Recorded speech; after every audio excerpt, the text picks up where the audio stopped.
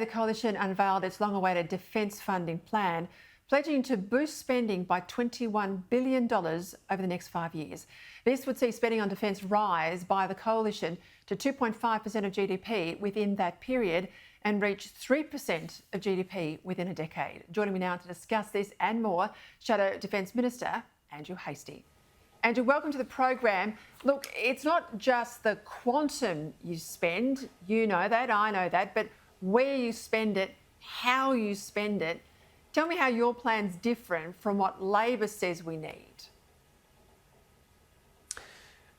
Good evening, Peter. Well, it's a good question.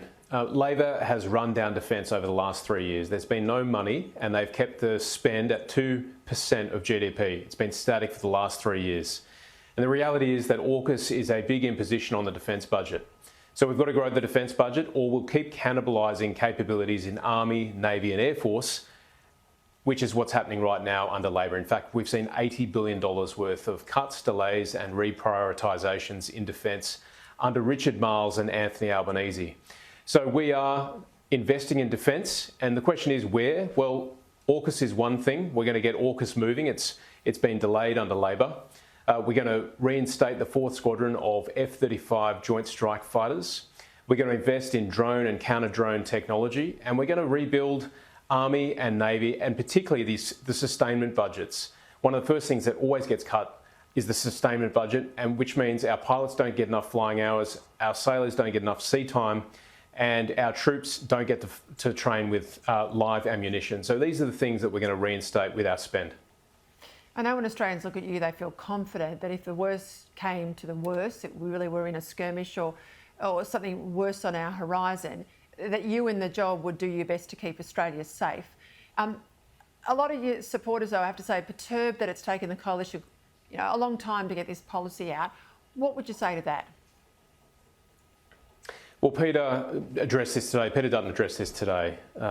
Peter is prudent with the way he spends money. He's run businesses throughout his previous career, and he's making sure that we have the money to do this. So that's why we've committed this at this point in time, and it's a safe investment, and that's the important thing. We're not going to pull money out. We're not going to make ridiculous policy on the run. We're actually going to think this through, and that's what Peter Dutton and the team have done. So this is surety over the next 5 years, 2.5% of GDP in 5 years. We're going to get it up to 3% in 10 years. And of course, Labor are shooting for 2.33 in 10 years. So we need this money, and it's been through a process, is the point I'd make. And of course, it's key to negotiating with the United States, because they're saying to allies around the world, we will stand with you, but you've got to lift your game and start to help yourself. And I think that's one of the flaws for the government, should it ever go back to Donald Trump and try and negotiate a better deal on tariffs. That's right. We've got to demonstrate to the Americans, as part of the AUKUS deal, that we're going to be sovereign ready by 2030. In order to be sovereign ready, we've got to invest in HMAS Sterling here in Perth. We've got to uplift it from a conventional to a nuclear base. We've got to build a supply chain. We've got to invest in our education sector. We've got to identify the tradesmen who are going to do the nuclear welding and all the sorts of maintenance that is required of our submarines. We've got to do that by 2030. And Labor is not spending enough money to get that done. And so we're going to invest in WA. We're going to invest in AUKUS, which is really important. And, that will demonstrate to whoever's president in 2030 that we are ready to go to receive our Virginia-class submarines. Hey, I want to pick up some comments today. Pretty feral press conference today when you got into some previous things you've said about women and men in combat zones. It's not just women, it's women and men. But I'll play the comments now for my viewers. When I think about some of the things I had to do in a close combat unit up at Bindoon, not far from here, live fire drills where you practice a man down, very aerobically intensive. You need fine motor skills. You're firing live rounds. I remember picking up an 85 kilo mate with my pack and webbing and my legs buckling. Now, I did that in training, but I worked with men who did that under fire in combat. Yeah, I make the point, I think I made it at the time at my show. When I went to Afghanistan and met SAS soldiers like you on the ground, I picked up someone's pack.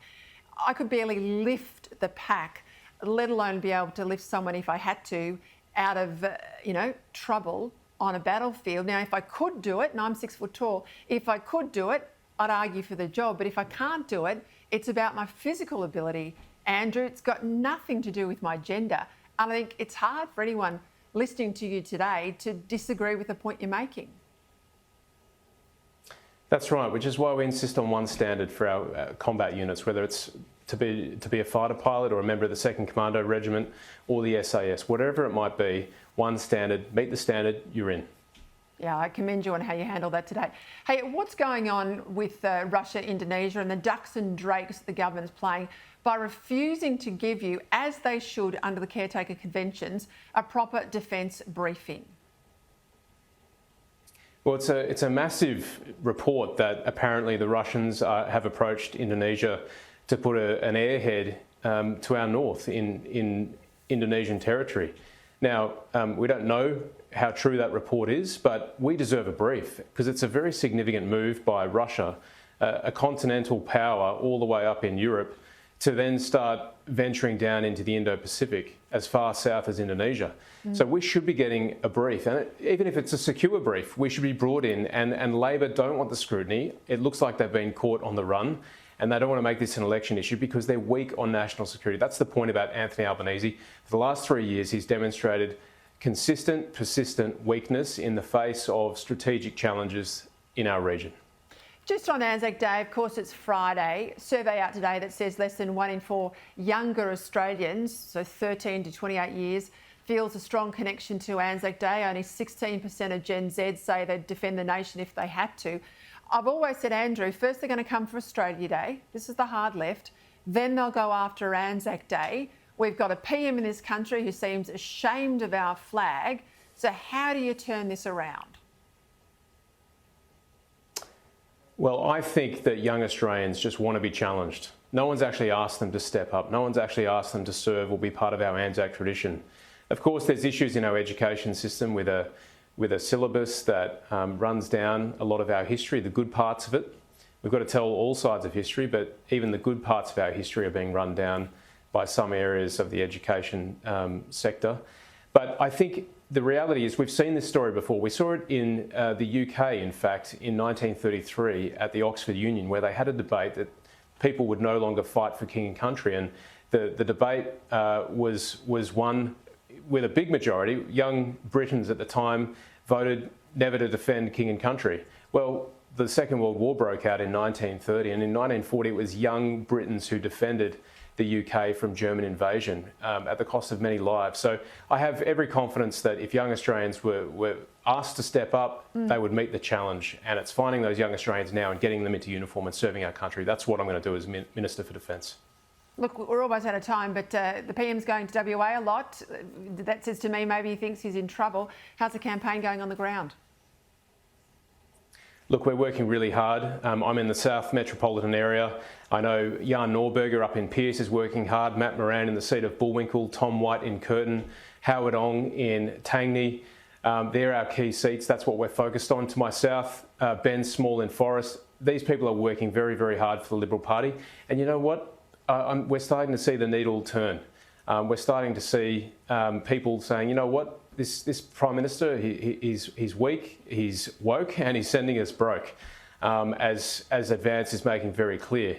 And it's no surprise that he was in Collie today. He keeps name-checking me in his press conferences. I'm clearly living rent-free in his head. And he's even passing through Canning in the next half hour to visit one of my pre-polls. So he's more than welcome to come, because this is where Labor Prime Ministers come to lose elections. Stay in the media, Andrew Hastie. We need more of you on the national campaign, not less of you. Thanks for joining me tonight.